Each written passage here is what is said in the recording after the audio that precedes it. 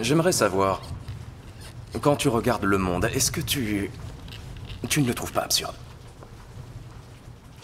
Oh oui. Et tu ne t'es jamais dit que c'était parce que tu n'avais pas accueilli Dieu dans ton cœur?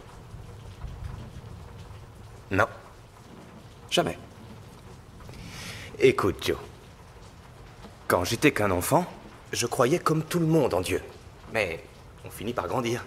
Enfin, moi j'ai grandi, et je me suis dit, la petite souris, aucune preuve. Il y a aussi le Père Noël, aucune preuve. Dieu, c'est pareil. On n'a pas de preuve. Et ensuite, je me suis dit, pourquoi est-ce que j'aurais besoin d'avoir des amis qui n'existent pas? Donc Dieu serait comme un conte de fées. Quand on y croit, la vie est plus facile, c'est ça? Ouais. En tout cas, ça l'est pour toi. Non, Gavin, c'est tout le contraire. Dieu te teste encore et encore. Il pourrait même te demander de mourir pour lui. Tu crois que c'est facile? Pour les personnes qui ont la foi, ouais. Et c'est bien ça le problème. Tu vois, moi je pourrais jamais lancer un avion contre un immeuble, mais les gars du 11 septembre, eux, ils avaient la foi. Ils croyaient à une vie après la mort. Sans parler des 72 vierges, même si... Je sais pas pourquoi quelqu'un voudrait de 72 vierges.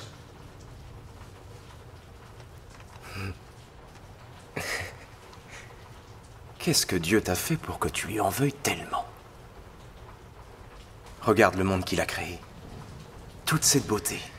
Oui, les épidémies, les guerres, les génocides, les tremblements de terre, les tsunamis. Et après toute cette souffrance, qu'est-ce qu'il fait, ton Dieu? Il nous envoie en enfer. Si tu es né de nouveau, tu es sauvé. Ah ouais, toujours le même baratin pour les mêmes demeurés. Il faut accepter Jésus-Christ, notre Seigneur et Sauveur. C'est la seule chose à faire pour sauver son âme. Ok, alors, les Hébreux, les Hindous, les musulmans, les athées, et les bouddhistes, tous damnés, pas vrai? Non, ils doivent accepter Jésus-Christ. Et les catholiques aussi, parce qu'ils ne sont pas nés de nouveau, pas vrai? Exact. Tu dois admettre que c'est dingue, Joe, non? Non, ce n'est pas dingue. Car Dieu nous a permis d'avoir un libre arbitre. Sans quoi on ne serait que des pantins et la vie n'aurait vraiment aucun sens. C'est ça qui fait la beauté du salut éternel. Car tout le monde choisit d'aller en enfer ou au ciel. Tout le monde peut être sauvé. Vous avez le choix. Sauf si vous êtes un enfant chinois qui se fait renverser par un bus et qui n'a jamais entendu parler de cette histoire de salut. C'est quoi son choix à lui? Eh bien, c'est pour ça qu'il est important de répandre à travers le monde la parole du Christ.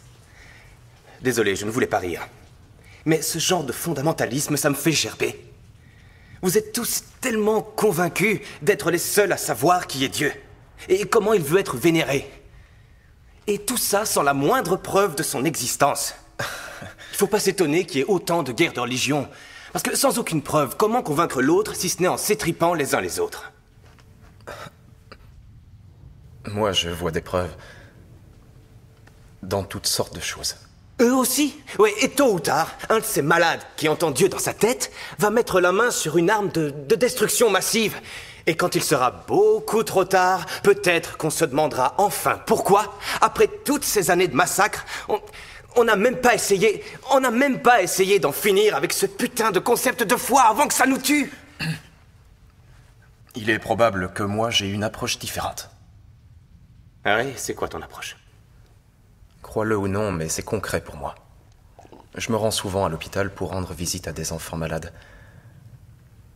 Il y a 2 jours, j'étais auprès d'un enfant agonisant. Son père et sa mère venaient de mourir dans un accident de voiture. Lui aussi était sur le point de mourir. Et il a demandé si le paradis existait. Je lui ai dit oui, évidemment. C'est là que sont ton papa et ta maman. 1 heure plus tard, il est décédé. Un sourire sur le visage. Qu'est-ce que tu lui aurais dit à ma place? Désolé. On n'a pas de preuves? Non. Je lui aurais probablement raconté le même mensonge que toi. Mais Joe, je vais te dire ce que tu ne lui aurais certainement pas dit. Désolé, petit, mais sache que tu vas aller direct en enfer si tu n'es pas baptisé. Seigneur, je t'en prie, pardonne à cet homme pour ce blasphème. Il a dû souffrir bien plus qu'il ne croit. Tu dois lui accorder ton amour et ton soutien plus que jamais. Non, Joe, ça suffit. Tu ne sais absolument rien de moi. Et ton aide, je n'en veux pas. Je veux que tu me laisses tranquille avec toutes tes putains de bongueuseries à la con. Je t'interdis de jurer devant ma femme. Vous devriez vous en aller.